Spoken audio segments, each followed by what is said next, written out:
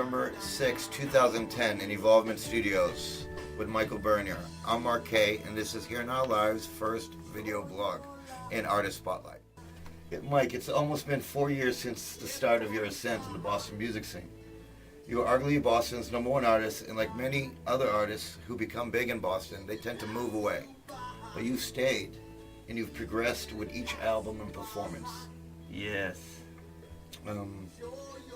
You've sold out many venues, including the Paradise twice. Great times, both times too, yeah. And you're the only artist I know that has such a large fan base, not just friends, but fans. There are always new faces at each show. By being so popular, you've almost shut yourself out of the music scene due to the jealous nature of the business and other musicians who should realistically be your peer. What do you think about that statement? I think that those types of things certainly go on, but I choose to focus and place my energy with the people that are of a good, positive vibe. Surround myself with other musicians that are out to have a good time, express who they are, and have a righteous purpose and drive people to do good things and get down. Good people. So to get back to that, what do I think about the so-called people that are haters in the rock music, organic rock and roll world music scene in Boston? Let them do what they're gonna do. I'm gonna have a great day and a great night with good people. Sweet. So what's this new record, Do Not Write to Me Here, mean to you? It kind of goes along, well, it certainly goes along with the message of the entire album, which is you don't want to find yourself stuck in the same situation each day. At least I don't want to be doing the same routine things from 9 to 5 each day or whatever it is. I want my life to be moving around, dynamic, surprises, not knowing what the next moment is going to bring. And that Do Not Write to Me Here is just simply me stating, I'm here now, but I will not be here tomorrow.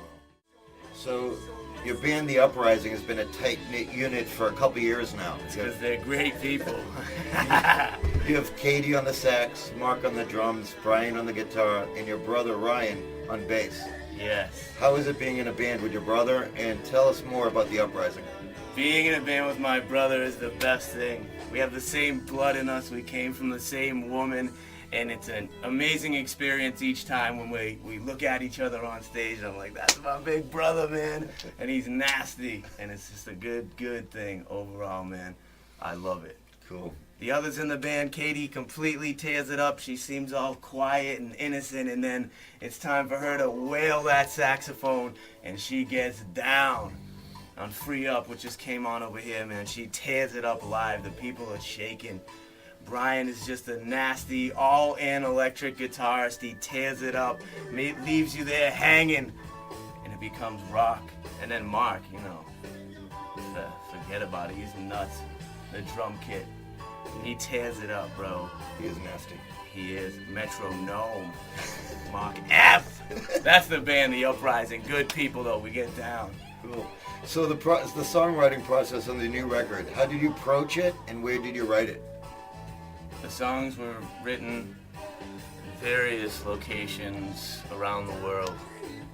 Some of them Molokai, some the West Indies, some Costa Rica, some Boston, some Newburyport, Massachusetts, some in Germany, Amsterdam, Belize, Hopkins Village.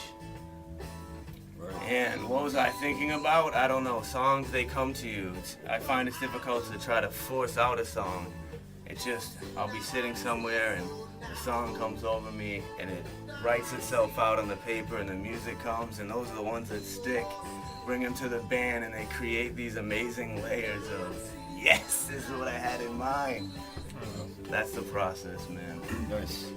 The album's theme to me seems like it's an autobiography about someone, finding himself and understanding who they are and what they want to be.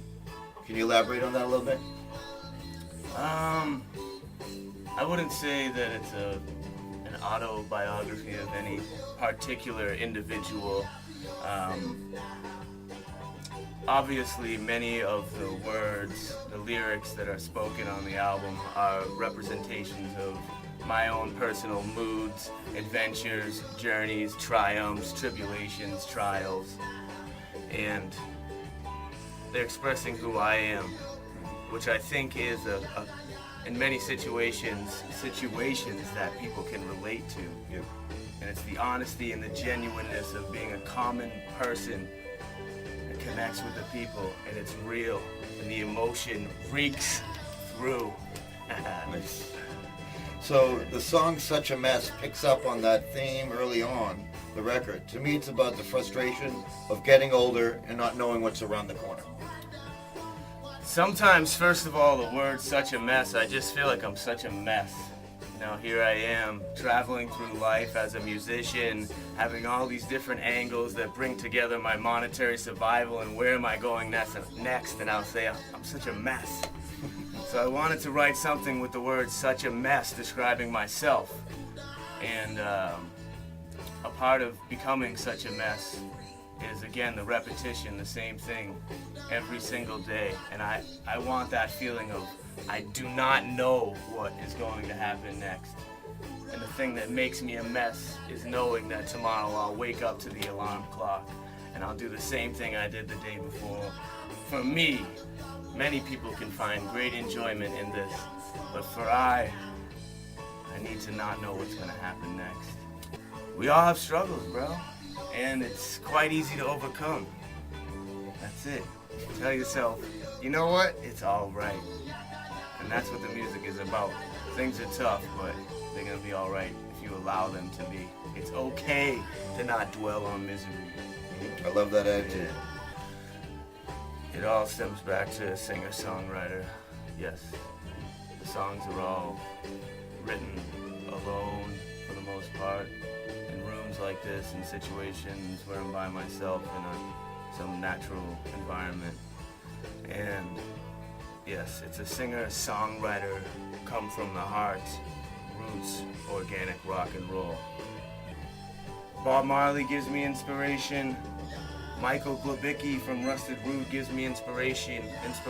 Kurt Cobain, Lane Staley, Bradley Nowell, Adam Duritz from the Counting Crows. Those kinds of people that make me feel music. A song like I Know People off the new record, to me, is about the people you surround yourself with. And I've seen those people at your parties and at your shows. And it's a very diverse bunch. Yes. I Know People is about all the people that you end up knowing in your life, in your world, and the various locations they are throughout this planet.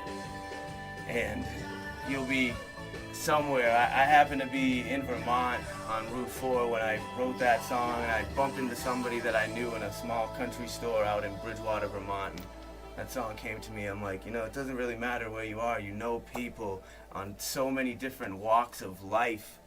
People from the inner cities, people from the backwoods, and there's good in all people. And that's what that's about, knowing all kinds of people and seeing the realness in them, regardless of what it might look like from the outside.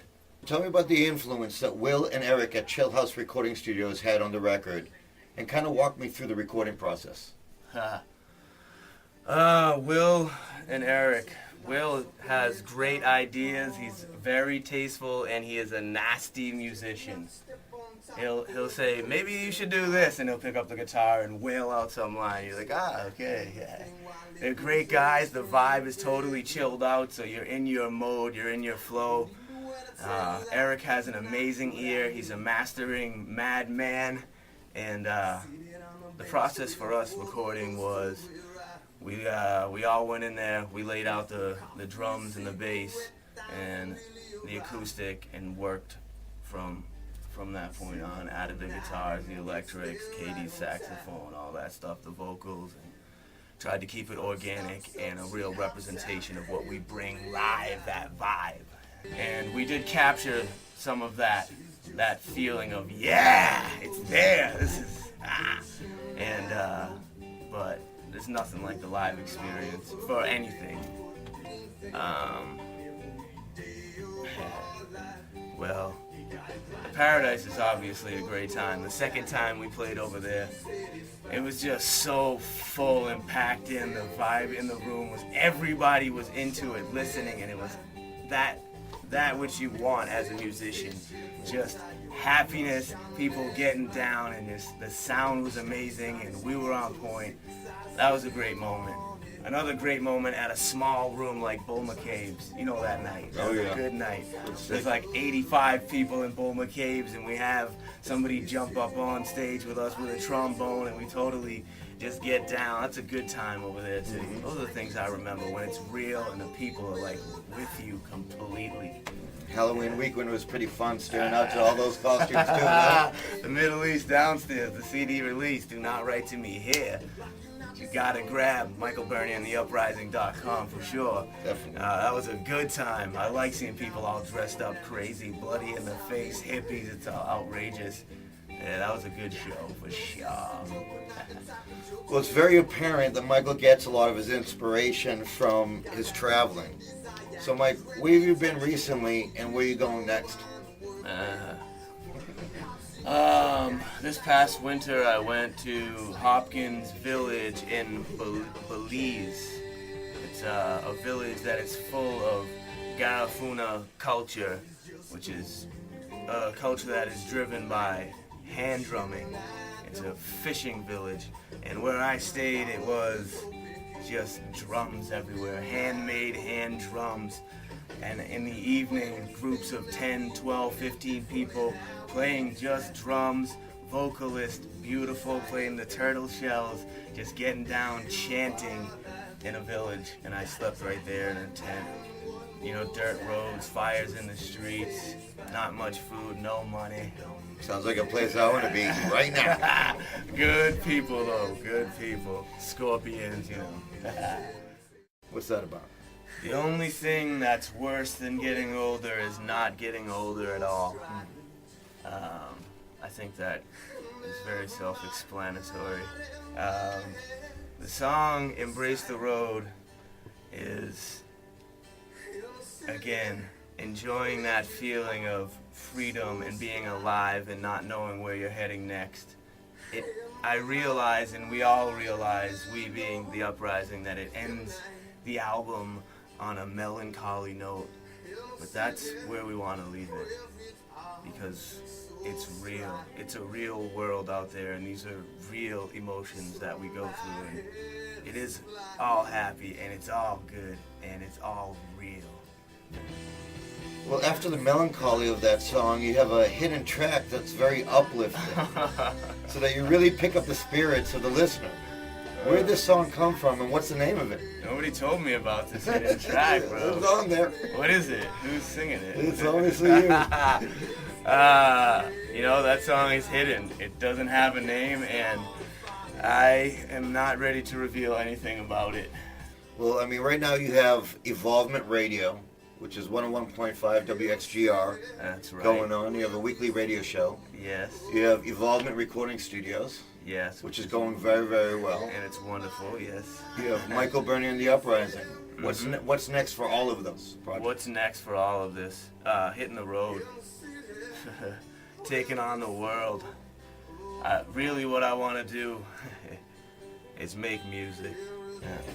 Well, you know, we really appreciate, we want to congratulate you for the record, man. Yeah. Everything's been a crazy ride. I've been there since almost the beginning, and I really appreciate your honesty and success. Thank you for having me here, the spotlight Here Now Live, bro. Much appreciated, man. Awesome, and this is Mark K from here in LA saying peace. Hey, you mind if you play one song before we get out? Yeah, bro, that's cool. Let's take it downstairs. All right.